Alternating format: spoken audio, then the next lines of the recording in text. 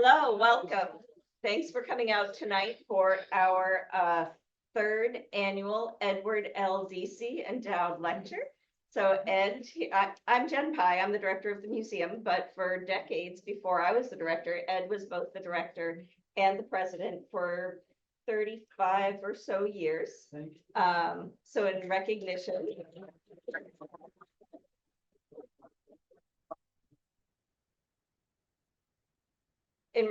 of all of Ed's work over the years for the museum, on his retirement, we created this series where we can bring a different lecturer or speaker to Monhegan every summer that we might not otherwise be able to have here to talk with us. So this year we have Orin Zahra from the National Museum of Women in the Arts. But before I tell you a little bit more about her, I'd like to go over some logistics. So this is mostly not for the people in this room. This is the people joining us virtually. So we're doing our best to make this a hybrid event so that people who can't physically be here tonight can still join us. The internet here on Monhegan has been a little unpredictable lately. So if you get booted off, just try again. We have a backup system. Hopefully you'll be able to reconnect. If you can't, this is being recorded, so you can watch it later. And if you're having other technical difficulties, please just say so in the chat or Q&A feature, and we'll do our best to sort them out. Let's see. Please drop your questions in the Q&A at any time. If we don't get to them tonight, we'll do our best to get back to you with answers tomorrow or otherwise very soon. So I'd also like to thank the Island Inn. They are generous sponsors of this program. So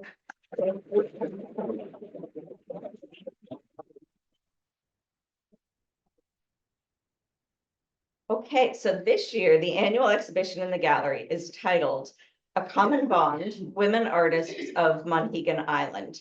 And it highlights works by members of the island's first organized group of artists, which we all called WWAMI, but they were the women artists of Monhegan Island. The group was formed in the early 1990s with the intention of gaining some recognition and visibility for the members of the group that they might not be able to achieve as individuals. And in part, this group was inspired by the formation of the National Museum of Women in the Arts in Washington, D.C., which was the first museum to focus entirely on celebrating women artists. So in recognition of the members of WWAMI and the inspiration that they found in the formation of, and I've learned to say this today, is it NIMWA? NIMWA. So now that we're in the know, we can shorten it a little bit. We are delighted to have Dr. Orin Zahra, Associate Curator at NIMWA, here with us tonight to present her canvas, A Museum's Mission to Champion Women in the Arts. So Dr. Zahra specializes in exploring issues of gender, race relations, and cross-cultural exchanges within modern and contemporary art. So please welcome Dr. Zahra.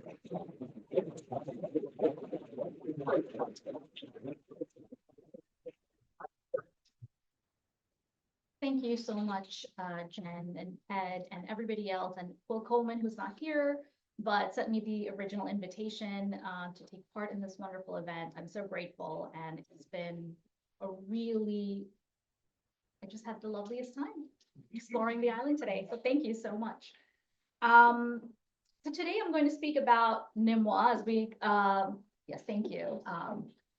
Lovingly called the National Museum of Women in the Arts, whose mission to advocate for and champion women artists, as I was told, was an inspiration for the women artists of Monhegan Island. I'm going to talk about the history of the museum, how and why it was founded, and also how we strengthened and evolved our programming over the years to continue this mission. But first, where should I be pointing to get to this? It should just, if you're generally anywhere, either this way or the screen probably ought to work, but you can try over here if it doesn't, the down. Let me see. Pause. Technical difficulties. Let's see.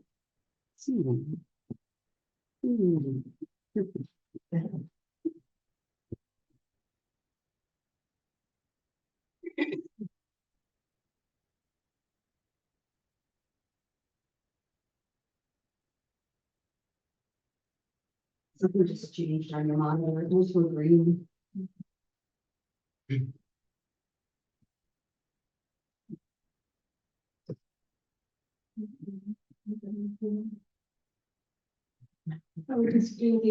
Yeah, I could just say Yeah, you can just say slide. Okay. Yeah, let's do that. Okay. Oh.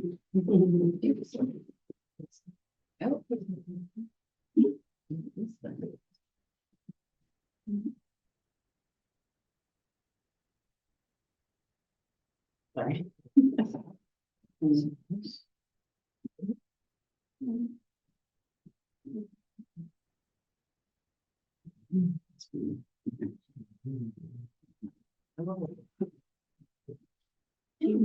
This really did work earlier. Okay, well, I want to start off with this. Before I talk about the museum, I actually want to start off with this painting. This is Clara Peters, a 17th century Flemish painter from Antwerp, known for her Vanitas paintings and still lifes. And you can tell why she may have been well known in her lifetime. You can see that cat is about to pounce at you. You can see the way she creates these textures to show the slimy fish or the whiskers of the shrimp on the table.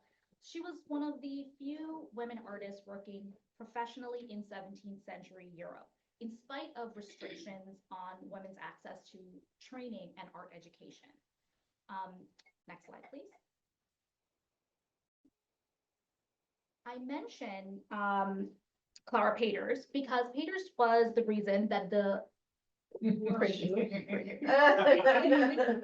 yes, Peters was the reason that the museum's founder, Wilhelmina Cole Holliday, decided to start collecting work by women artists.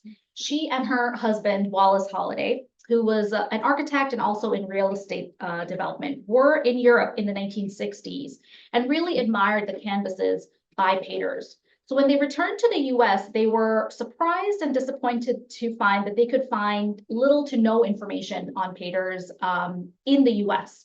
Because at that time, museums, art dealers, scholars, textbooks weren't all that invested in Peters or really any women artists. And the survey textbooks largely omitted women from the history of art.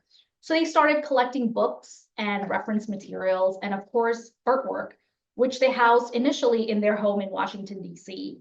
And that was in the early 80s. But soon, the collection started to grow too large for their home. So then, next slide, please. They bought this building. So on the left, this is a Masonic temple that was built in 1908. And it was actually the headquarters of the Freemasons in Washington, D.C. And the funny thing is, this was a building that didn't allow women. This is our origin story that ironically, this became eventually the place that housed the first major museum to champion women in the arts. And also in the 70s, if you've been in DC in that area, it was a little bit of a seedy area, that town. So the building adjacent to this building also showed a dog film. So the idea of women's roles and exploitation was really strong in that space. And that's why it was really important to have a space that was really for advocating for women. On the right here, you see the building in the mid-80s when the Hollidays purchased the building to establish the National Museum of Women in the Arts. Next slide. And this is her signing the deed of gift. Deed for the museum purchase in 87. The building is more than 73,000 square feet and was meant to accommodate this growing collection. And it has, in fact, grown since then to nearly 6,000 works from the 16th century till today. So we consider it an encyclopedic collection ranging from painting, sculpture, and really leaning heavily towards photography. Next slide. So the museum mission to feature women creators in a serious way was responding to the feminist movements of the moment. So you may have seen this in various places. This is the famed poster by the Guerrilla Girls, who are an anonymous activist group that formed in the mid 80s to fight sexism in the art world. Here they were targeting the Metropolitan Museum of Art in New York, but really they were getting to the heart of gender bias and inequality in the art world.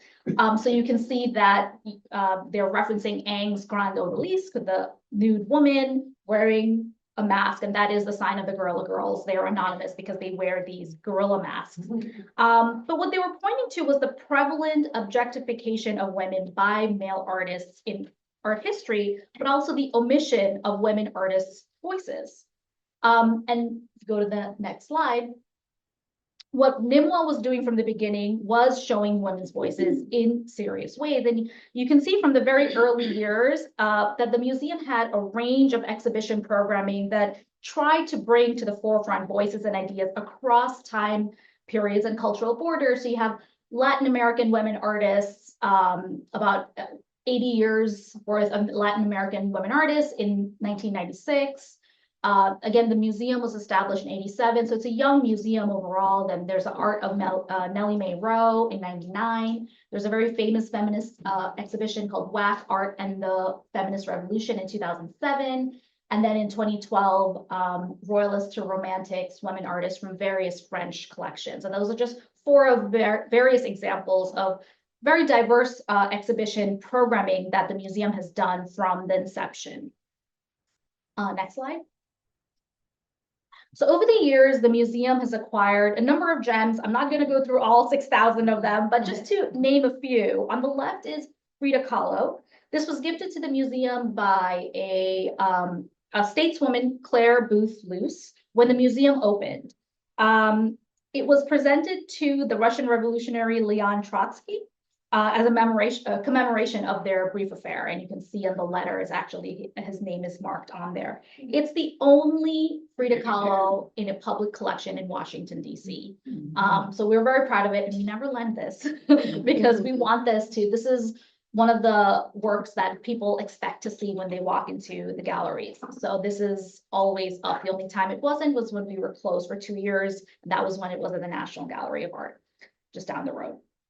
On the right is Amy Sherrill. Has anyone heard of Amy Sherrill here before?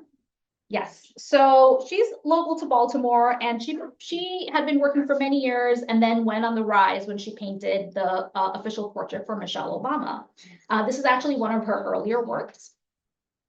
She paints African-American figures, particularly women, in her signature gray scale as a way to represent her vision of race and Blackness. She has said that she wants to do Blackness in her own way without following any kinds of guidelines or structures. She wants to kind of innovate this idea of race. She also comments on being a biracial woman in the US. So this is another one that we are really proud to have in the collection. Next slide. Louise Bourgeois spider. Bourgeois creates really big spiders. This is a relatively small one. It fits on a tabletop, but we're again very proud of this. It's a bronze sculpture, a central motif for the artist in her later years as a representation of a mother figure. Because for Bourgeois, the spider was a protector. It's something to be feared. It is also industrious and resourceful.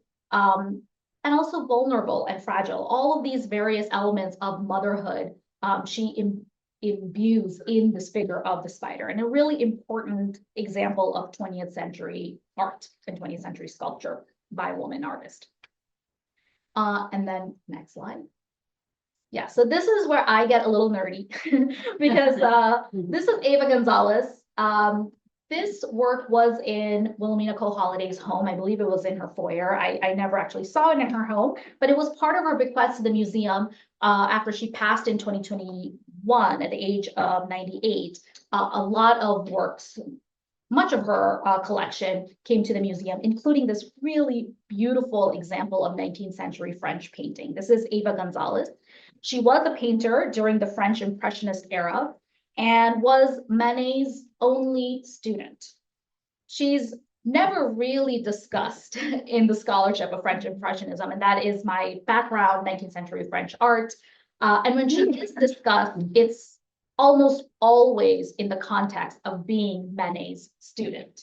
But I believe, as you can see from this painting, that she was a wonderful painter in her own right. And here what she's representing is her sister. Her sister Jeanne was her model most of the time in almost all of her portraits. And she's really this figure of the quintessential Parisienne, you know, the Parisian woman that everybody wanted to be. And she is really gracefully dressed. You have the kind of background with these oriental kind of orientalized background and patterns. That was very fashionable. So everything about this painting is showing a woman who was living a very bourgeois life. And I think there's so much more to be said about her paintings than they are at this point. So this is kind of my project going forward, is to study more about this woman that we don't really know that much about, but it is a real feat to have an Eva Gonzalez of this quality in our collection. I think it's one of our best known examples of 19th century French art at this point. Next slide. And I just want to mention that we also have some great examples of Australian Aboriginal paintings that were given to the museum by private collectors around 2015. And this is just 3 of many examples, but you can see the range of colors and styles of painting. And I think it's actually a really unique part of our collection that surprised me when I first joined the museum. We also had a big exhibition of Australian Aboriginal paintings several years ago. So next slide, please. So then after 30-something years, have we solved gender disparity in the art world? Has Nimwa done everything that we've set out to do? Well, every few years, and I have had this conversation with Chen and Mandy earlier today, every few years, articles like these crop up. So we have Hyperallergic. We don't need more temporary exhibitions of all women artists. We have the Art Review, the problem with all women exhibitions. And I believe this is an ArtNet title. Is Saatchi Gallery's all-female exhibition really a step in the right direction? We get this quite frequently. And all of these articles make the same argument. Is it really necessary to place women artists in their own exhibitions? Why not include men in the story? Why not include men and women together? Isn't this tokenism? And, you know, arguments can be made on both sides. There are debates that are happening. But my take is that art history has always been told through the Western male perspective for generations. And so Nimla's response to this kind of critique has been, why not provide platforms and opportunities for women to tell their stories without having to share space with those who have always had the space and still do, right? In order to even the playing field, we need to be able to prop up those who never had the spotlight to begin with. And I think that's so wonderful what WAMI has done. And I think it speaks to this idea, creating the group with this goal of enhancing opportunities for themselves on the island and off the island, to create that kind of space of solidarity and support for one another. Because what they were facing then, and what women have faced before them and after them, is an art market grossly skewed towards male artists.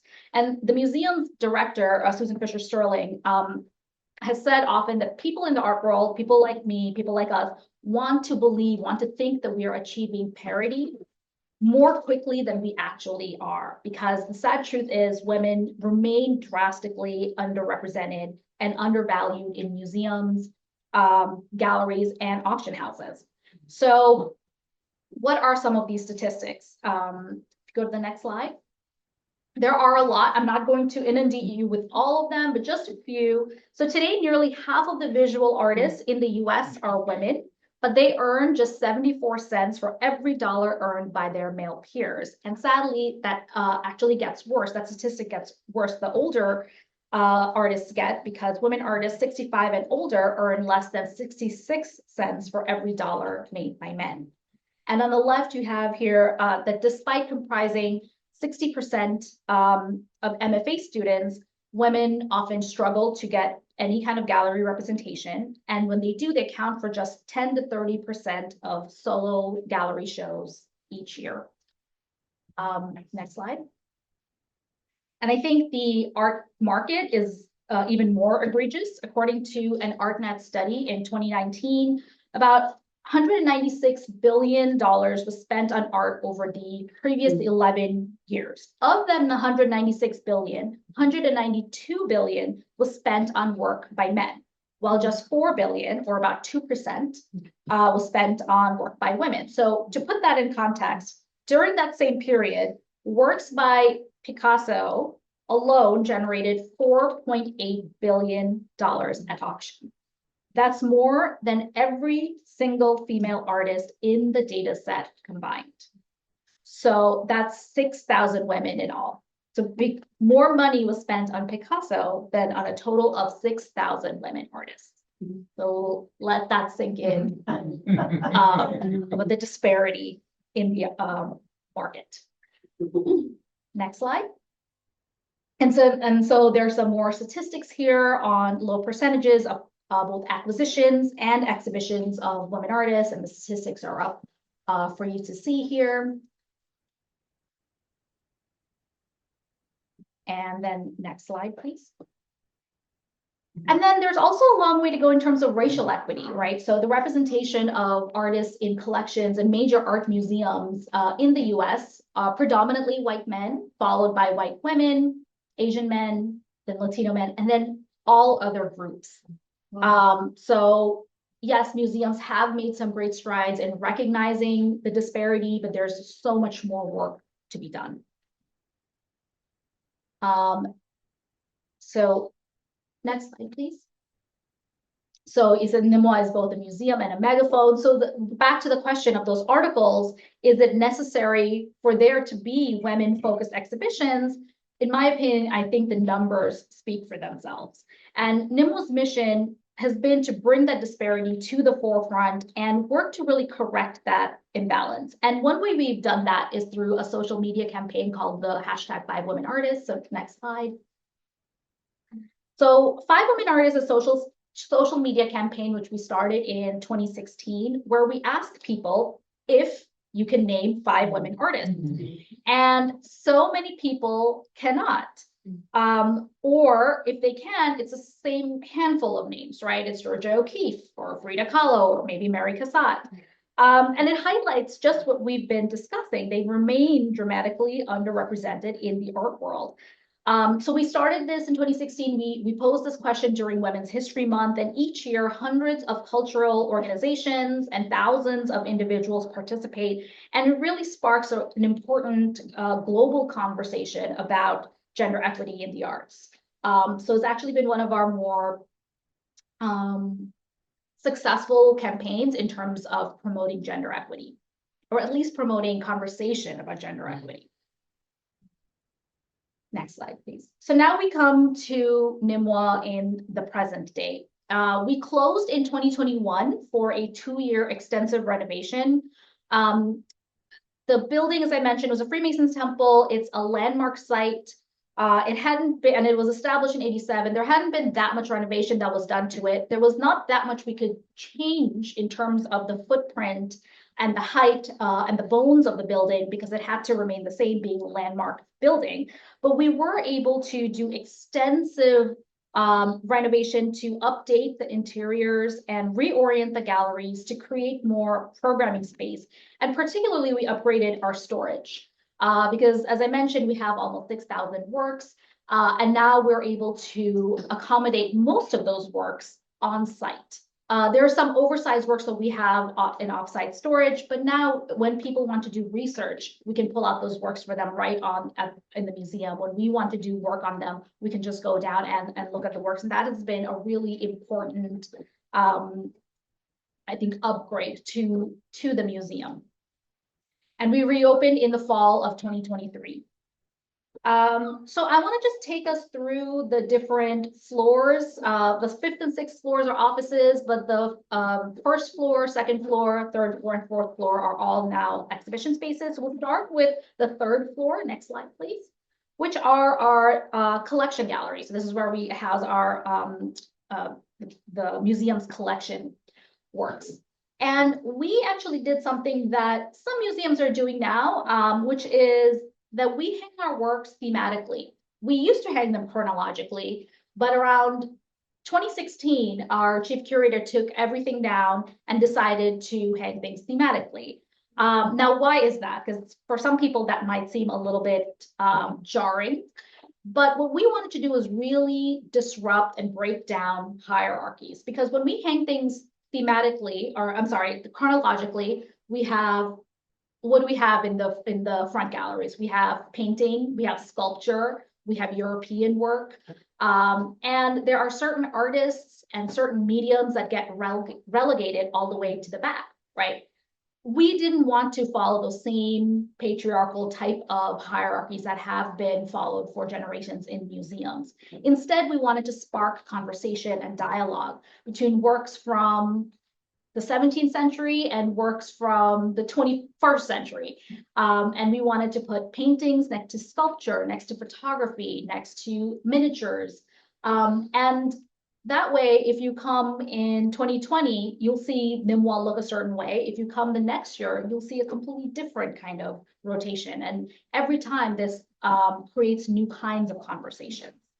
So here you have some themes happening. You see Niki de Saint-Phal in the left. Niki de Saint-Phal was a French sculptor. In the 60s, she created her famous Nana figures. And these Nana is colloquial for chick in French. And this is really her vision of womanhood. And you see this figure, pregnant figure that's nude, and she's quite voluptuous, and you can see this really bright colors painted. This is her vision of womanhood that's very celebratory and joyous and free from any kinds of restraints. At the time that Niki de Saint-Phal was making this work, women weren't allowed to open bank accounts without their husband's consent. They weren't allowed to apply for jobs without their husband's consent. So this is not overtly political, but by showing a woman that is nude but not exploited, not objectified, and kind of just carefree is in itself a political statement. And if you compare Niki de Saint-Phal with that red sculpture over there, it's a completely different vision of womanhood. And you can see that sculpture a little bit better in the next slide. Yes, so this is Alison Sarr's Scorch Saw. Alison Sarr is an LA-based artist, and her work is really about experiences of African Americans in the US, and also bringing to the forefront histories of slavery. And I just want to point out that, you know, we've had many different kinds of ideas about what this sculpture represents. So for example, can you tell what she's wearing around her waist? It's a skirt of pans. And she is standing on a box, which some people have said evokes standing on an auction block. She's also holding up a pan, like she's about to whack you on the head with it, right? So there's something very fierce about her. There's something very protective about her. So this is a woman that is a protector, a nurturer, because it is sort of evoking being in the kitchen, but also she's bogged down by the responsibilities of her life. But the kitchen was also really important for the artist. So there's also a positive side to it, because the kitchen is where she and her mother, Betty Sarr, who was also an artist, and her sister, Leslie Sarr, who was also an artist, they all sat down together and they cooked, and the children did their homework, and they did each other's hair. So the kitchen was also a very comforting space. So there are all of these different ideas that are happening in this one sculpture. You can also notice that there is a particular theme perhaps that's going around. Can you guess what that might be? Bread, yes. And this theme is titled Seeing Red. And we wanted to come up with a theme that was simple yet deep. because the curator of this particular theme, and this was a very collaborative process between all the curators as well as the education department at the museum, wanted to see how color was used, particular color was used throughout the centuries, across time, across place, by artists. So you have the beautiful painting by Lavinia Fontana, the 17th century painter, considered the first professional artist, woman artist, in Europe, wearing this portrait of a noble woman wearing this very luxurious red dress. You have Alison Saar, you have Marion prints, the German illustrator Marion has done a lot of scientific prints with these red fruits and flowers. So red can represent passion, can represent power, can represent wealth, blood, death. There are all of these connotations, and that's what these, there's also an Albert Thomas there, and the abstract painting off to the side, representing sort of the scientific discoveries of the day. So there are, this one simple idea of a color can be used to learn about various aspects of what the artists were concerned with. Next slide, please. This is one that I curated, and it's highlighting the photography collection at the museum. As I mentioned, we lean a lot towards photography for practical reasons. They're easier to acquire, right? Historical paintings by Artemisia Gentileschi would be, you know, millions of dollars. So they're much more rare, they're expensive, but wonderful photography is easier to acquire. And women were actually pioneers of photography because it didn't require them to have the academic training that, say, being a painter or a sculptor did. So we have Berenice Abbott on the right, who was a pioneer of photography. This is a photograph of a man in the Bowery in New York. And there's a really great quote where somebody had said, you know, nice girls don't go to the Bowery. And she said, buddy, I'm not a nice girl, I'm a photographer. And then on the left, you have the Moroccan photographer Lala Saidi, who is responding to 19th century paintings of Arab women, of North African women, being kind of like Eng's Grande Odalisque, you know, women being sort of passive and hypersexualized and objectified. And she wanted to depict women from her perspective as being an Arab woman and a North African woman. And you can't see it from here, but this entire the surface of that entire photograph is covered with bullet casings. And she is referencing to the violence seen in the Arab Revolution, but also she collected these bullet casings from shooting ranges across the US. So the violence inflicted on women, again, across national and geographical borders. It's a really incredible conversation piece, and it sort of, as you can see, takes over that entire wall when you stand in front of it. Next slide, please. So I wanted to point out, you can see that Amy Sherrill, there is also another theme called fiber optics, and that focuses on textile art and fiber. And one of the themes that comes up, or ideas, issues that comes up, is this idea of craft versus high art, and how textile art and ceramics and these types of mediums have been thought of as women's art historically, as in a pejorative way. It's not thought to be intellectual. It's just some things that you work with your hands. At least that is how it's been presented in our art history.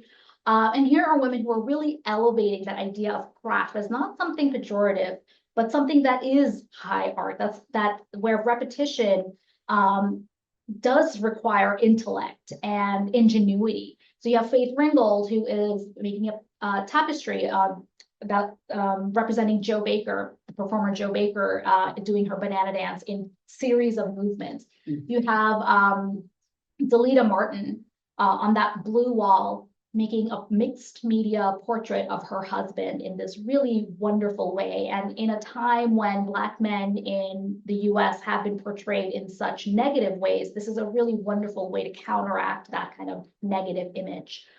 So she paints and sews. and stitches. So that is a really wonderful work. And then Deci, who does these like small maquettes of monuments in felt that almost evoke forts that we used to make as children. So there are all of these kind of, again, diverse artworks that point to this idea, this larger idea of breaking down those strange art historical hierarchies that we for some reason continue to follow. Next slide. So I just wanted to show, this is just to show a sight line. One of the things that when we reoriented the galleries, we did it so if you are entering the gallery, you would be able to see all the way to the end of the floor, the exhibition space, to create a really strong sight line, while at the same time having these niches off to the side to create these kind of intimate spaces. So you get the best of both worlds. You get the smaller, more focused presentations of the artwork, but you also get this long sort of sight line from one end of the space to the next. And you can see at the very end of this the gallery, there's a strange kind of sculpture. And if you go to the next slide, this this theme is called Heavyweight, and it deals with sculptures that are kind of larger than life, because another kind of trope is that women work in small scale, or they work in ways that are very dainty. But this kind of blows that out of the water, right? Because you have sculpture that you have to kind of look up at, and there's Chakaya Booker in the back that creates these really heavy sculptures made out of recycled tires. And what the two women here are looking at is a horse by Deborah Butterfield. And everybody thinks when they walk into this room that this is a wooden sculpture, but it's actually not, it's bronze. And what she does is that she sources wooden branches, sticks, and then she has them cast in bronze and then welded together, which makes this thousands of pounds. And this was actually, when we reopened, this was the last work that we were able to install. We were not sure we'd be able to install it because it's all in one piece. It's all welded together and you can't take them apart, right? It's so heavy to kind of fit them in through the doorways, through the elevator doors was impossible. We actually had to hire a team of riggers to use their mathematical brains to be able to fit that. So safe to say that's here to stay. That's not going anywhere. But it is a really wonderful example of a woman artist working in this really, really large scale. And she started working in the 70s and she's continuing to work to this day. Next slide. So the second floor deals with our special exhibitions. That's where we hold the temporary exhibitions. This was the inaugural exhibition when we reopened, called The Sky's the Limit. And it was to show not just these artists, these sculptors' ambitions, but also our hopes for what the museum can achieve. And the show was really about artworks that come out of the walls, that cascade from the ceilings, that you kind of have to walk around and look up at. You can see some bells by Divina Simo, a San Francisco-based artist. You can actually go and click the bells, which we didn't let them, but from the museum perspective. But if you go to the next slide, there is, this is actually work in our collection, but we hadn't been able to show this before. This is Mariah Robertson, and this is over, I think it's 164 feet of abstract photographic scrolls that she came and installed herself. And so this really beautiful kind of impact of seeing the photographs all over and you're kind of like walking around it, wasn't necessarily possible before we did the renovation. Next slide. So this is the show that my colleague and I opened this spring called New Worlds. It's part of our Women to Watch initiative. And the Women to Watch initiative is actually one of our most on-brand kind of initiatives. This started in 2008, I believe. And it actually originated from this idea of advocacy groups. So what Wilhelmina Cole Holliday did when she was still alive was put in place outreach committees in various states around the country who would carry our mission forward in their regions. Because the idea is that we cannot possibly know, sitting in Washington, D.C., the contemporary art scene in these various cities and countries. So that's really grown to 30 outreach committees around the country, but also now in South America, Europe, and we're in the Middle East and also Asia. And what we do is we get together every 3 to 4 years. We get together, we in Nîmes come up with a theme, and those committees work with curators from their regions to nominate 3 to 5 artists working in that theme. And then we select a final artist, one artist from each of those nominations to put together this group show. So this idea of New Worlds came about during the pandemic, when we were seeing, calls for social justice with the Black Lives Matter movement. We were hearing about climate change. We're hearing about women's bodies and autonomy over our bodies. All of these questions made us want to ask, if artists were to envision new worlds, whether that's a different past, an alternative present, or a new future, what might that look like? And we ended up with 28 wonderful artists. So you see here Marina Vargas, who's an artist from Spain. This is a life-size self-portrait of her post-mastectomy. And if you think about the kind of sculptures that we see, she's trying to evoke ancient Greek, ancient Roman sculptures. I don't think you would have ever seen an Aphrodite sculpture with a mastectomy scar, but that is what she's trying to show here, the realities of women, what women's bodies go through that we don't necessarily see in art. Next slide. Just a couple more examples. On the bottom here, you have this beautiful ceramic installation by an artist from India. India was participating in the initiative for the first time, was commenting on caste discrimination that her community has faced, and particularly food politics and food starvation that her community has faced. So all of these pieces refer to foods that her people, that her community kind of get together and eat and cook. On the wall, you have a contemporary Pueblo artist, Eliza Naranjo Morris from New Mexico, who did an in situ mural painting for the exhibition. And here she's showing what she calls beans. So the badger and is that an ox? A deer? They are carrying with them tools of knowledge and experience from their own lives. So you see the badger has a laptop on its head.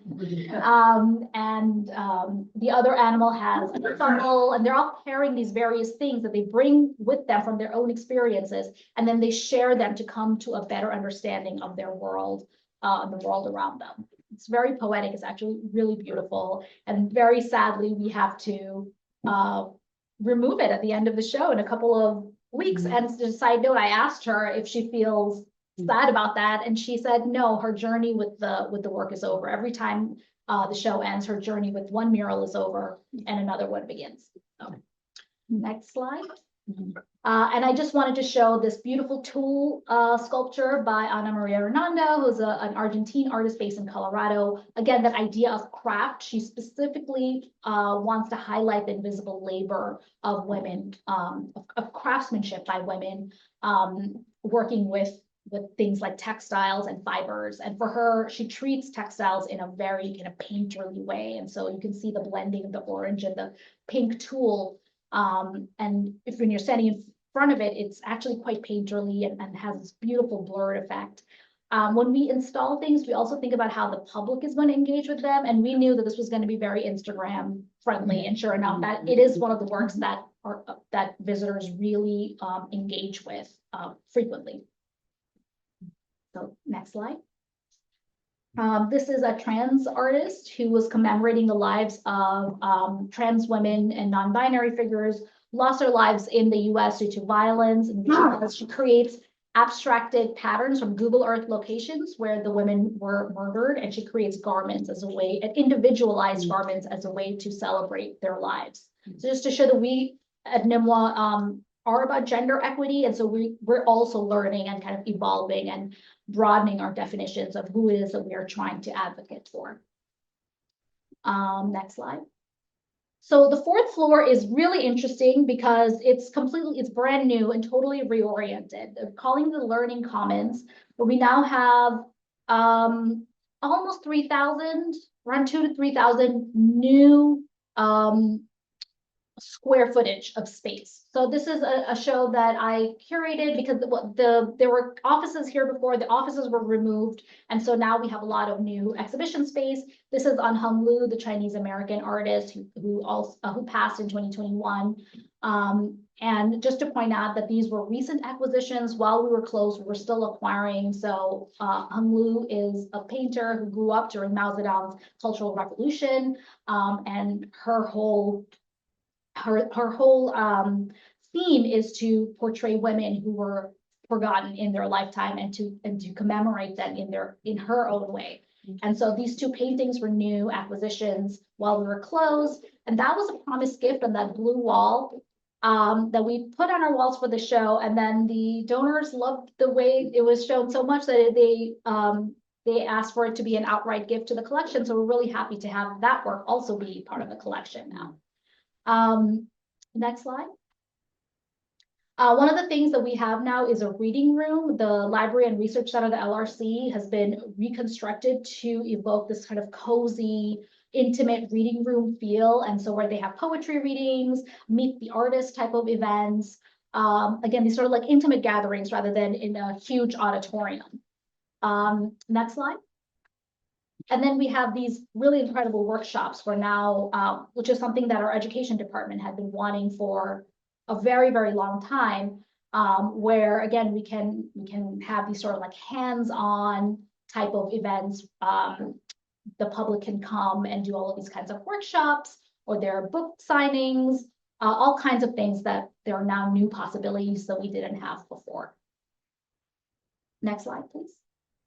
One of the things that we didn't do before, but we invested some funding in, is creating these interactive kiosks where you can answer questions. You can see how others have answered these types of questions. So you can actually compare the way you respond with people who have come before you. So it's really an attempt to create connections, not just between artworks. So you can see that she has the ability to pick on different artworks in the collection, but it's also a way to create connections between the visitors themselves. Next slide. And then this last thing that I want to point out, or second to last thing I want to point out, is this thing that called In Focus, which we did while we were closed. We commissioned 8 films on collection artists, where we sent camera crews out to them to interview them in their studio space, in their homes, in their studios. And we created these short films, which we debuted when we reopened and rotated about halfway through the year, to really give a sense of this idea of artists first, give a voice to the artist so visitors can hear from the artist directly without being mediated through a curatorial framework. Next slide. And then finally, this is something that we've had for a number of years, but we're continuing to do this. This is called Fresh Talk. It's part of our Women, Arts, and Social Change initiative, where we invite cultural innovators, so not just artists, but also designers, scientists, writers, to come and talk about how to spark change amongst the community. And so this is Cecilia Alamani, who was the curator for the 2022 Venice Biennale, which we were just talking about a little while ago, who talked about gender equity on display sort of in her career. And it was a really well-attended show. It's 90% female, non-binary, had attended Fresh Talk. And so we're continuing to come up with programming that gets as diverse audiences as possible. And then I believe that should be the next slide. Yeah, that's the end. So that is that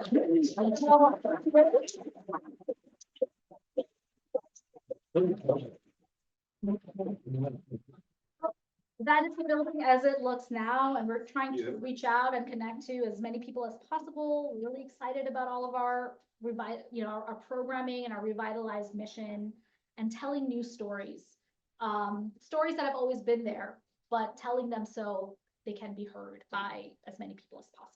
So with that, I'll open up the floor for questions. Yes. Do you have any Louise Nevelsons in your collection? We do, and they're on display. Yes. Do you know why I'm asking the question? No. Because when she was asked, Mrs. Nevelson, where did you get the inspiration to do the sculptures that made you world famous? She said, I was standing on Monhegan Island looking at the hermit shack on Manana. Oh my God, what a connection. It is. Well, I'll be sure to say that next time I give my tour. She's in that heavyweight gallery that I mentioned. Her work is in there.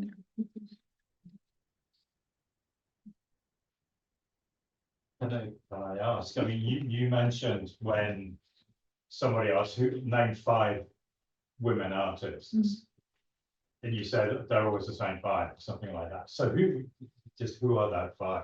I mean, it's always O'Keeffe, Kahlo, Cassatt, Bourgeois, and I don't know. I mean, in my artistry mind, I'm like thinking of all of these names that other people might not know, but it's usually those 4 plus, somebody. Maybe that was but definitely those 4 are well known, come up a lot. Yes. I just thought that was a great campaign, name 5 women, and just I'm thinking, do you have other campaigns going forward, or are you going to kind of keep that one going? I think we will continue this hashtag 5 women artists, but I think we're also going to try to broaden and see if we can come up with other kinds of ideas. They also do kind of themes. This year it's artists with disabilities, highlighting artists with disabilities, because that's often overshadowed. Sometimes it's artists working on climate change, so it's coming up with sort of larger themes. So not just 5 women artists, but 5 women artists working in a certain kind of area or have a certain kind of background, kind of thing. Do you do much outreach with like looking for all women galleries? Yeah, there is. Are there any left? Well, there is a Baltimore-based gallery, Gallery Mertiz, and we've done quite a bit. So the Delita Martin show came out of Gallery Mertiz, and she's been wonderful. And I would love to do more. We're actually in talks with somebody from North Carolina and working with some a woman-owned gallery there. So I would love to work with more women-owned galleries, but certainly Gallery Mertiz who's local to us. So it makes sense that we've done that. But yeah, if you have any names, any suggestions. My mother was involved in starting a women's cooperative gallery in Rhode Island in the 70s, and it's still open, but they've allowed men. So I don't know. But the fact that it's a woman-owned gallery, it is a self, is a self. I was gonna ask, you have like the Women to Watch exhibition, Yeah. so that different countries are participating. Yes. Is this an exhibition that is kind of evolving in iterations across different museums internationally, or is it only just held at Nîmes? It's only held at Nîmes, Okay. but sometimes the different regions will hold their own little regional events before the national exhibition is held, and sometimes they partner with museums in those regions. Right.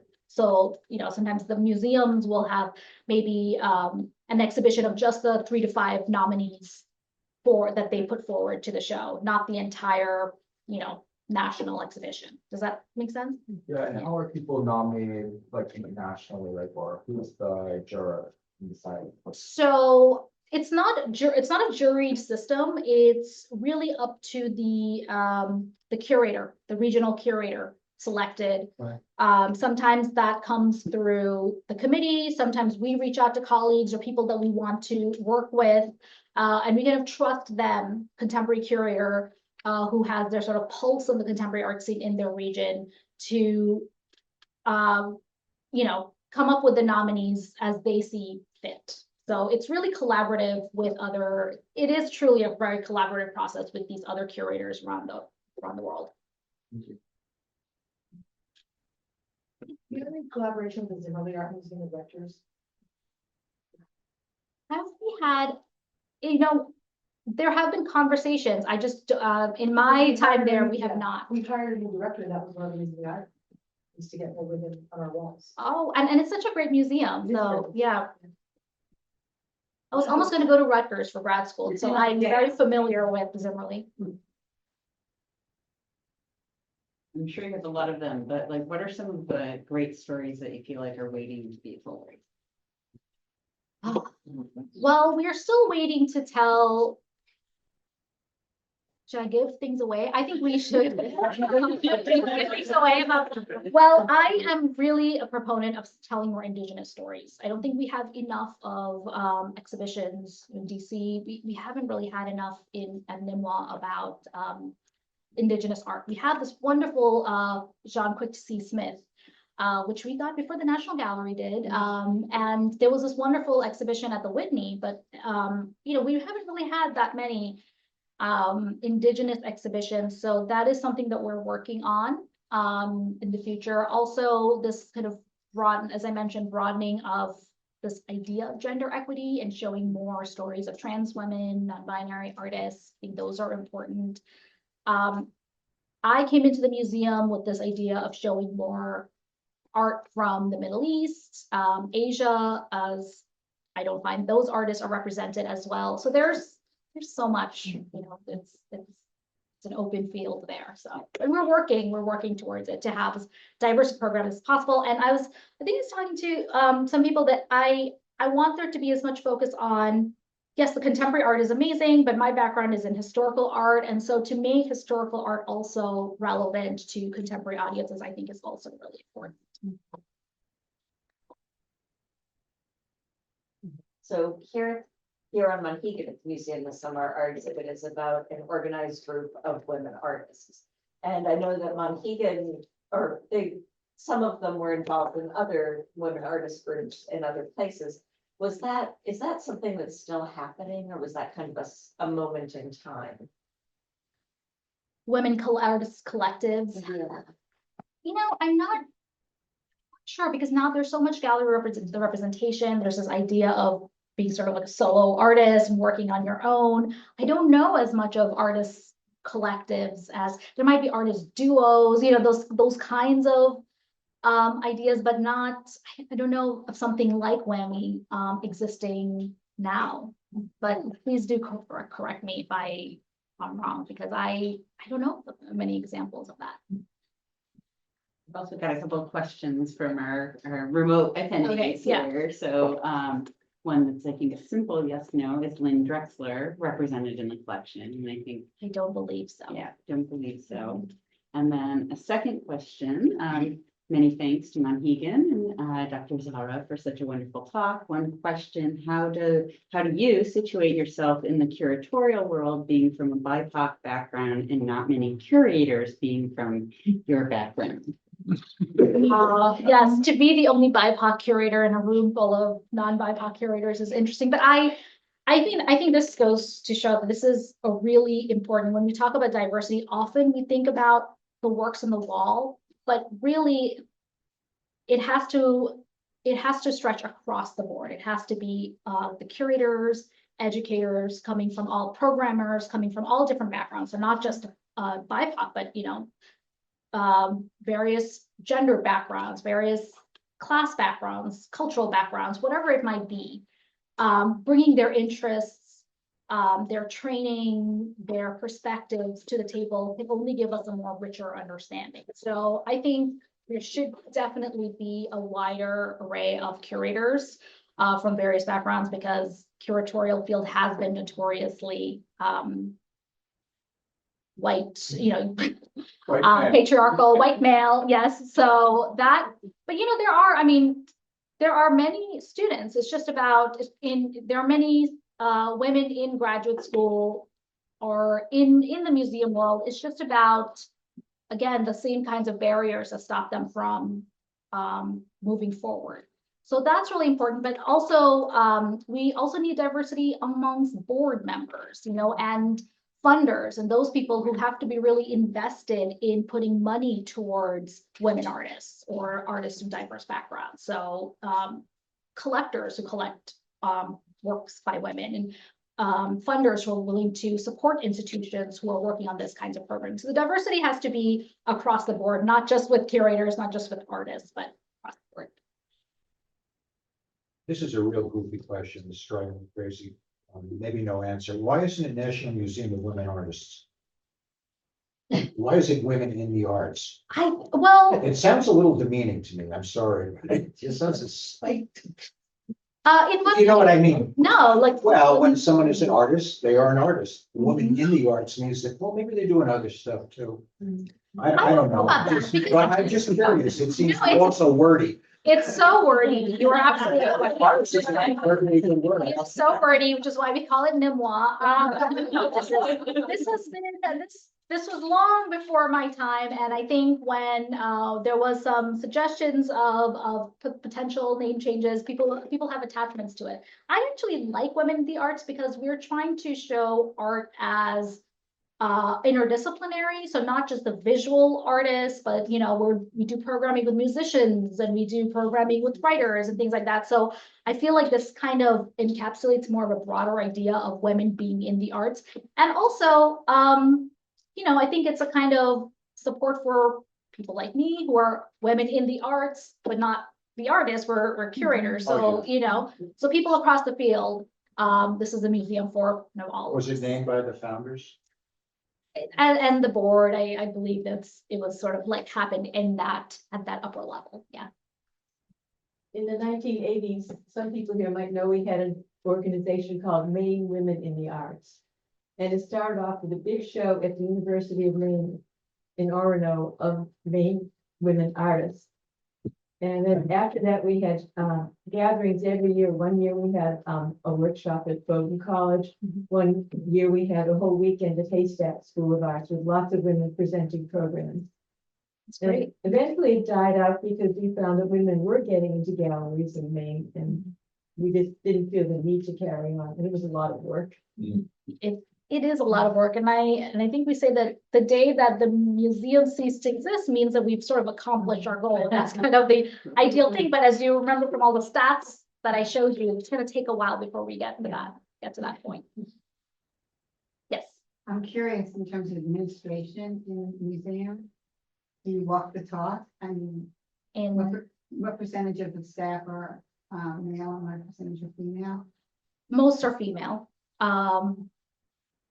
Among security, there's a lot of male security guards, and there might be a couple on the administrative side, but almost all women. Yeah. And we have non-binary staff.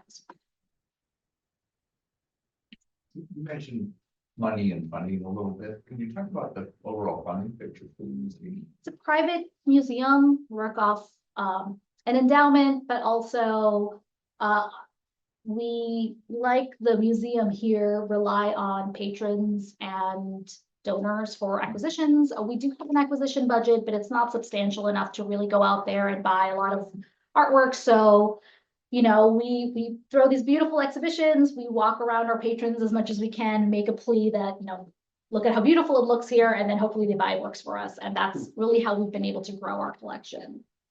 So no affiliation with this on the end or the No. National Gallery. It's a really smart thing that the holidays called it the National Museum, because everybody thinks that it's actually associated with the Smithsonian. That was done intentionally, I think.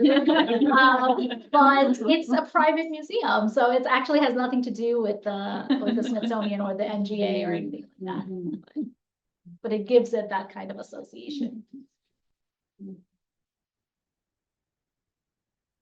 Another question, one more from, who's your favorite woman artist? Collection from history. Oh my God. Oh, wow, you're asking. I mean, can I name 5? Like 5. My favorite. Well, I had gotten to know Hung Lu pretty well. Actually, I had started to get to know her, and she was such a warm person, and she passed from cancer in 2021. So that was an homage to her, that opening exhibition. And her work, you couldn't see it in that photo that I showed. Winter Blossom, which is beautiful print, is probably my favorite work in the entire collection. And so Hung Lu is really one of my favorite people out there.